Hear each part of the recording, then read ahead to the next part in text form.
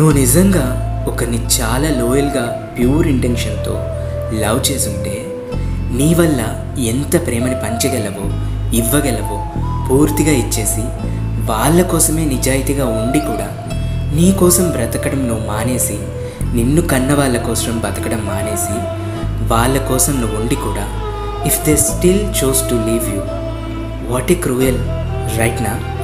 Trust me, ఏడవాల్సింది నువ్వు కాదు, వాళ్ళు ఏడవాల్సింది, కేవలం వాళ్ళు. నీలాంటి ఒక డైమండ్ని మిస్ చేసుకున్నందుకు వాళ్ళు ఏడవాలి. దే నెవర్ రియలైజ్ వాళ్ళు చేసింది ఏంటి, ఎంత పెద్ద తప్పు అని. ఈ అందం, అంతస్తు, డబ్బు ఇదంతా ఎలాగైనా ఎప్పటికైనా ఏదో ఒకలాగా సంపాదించేయచ్చు కూడా ఆల్మోస్ట్.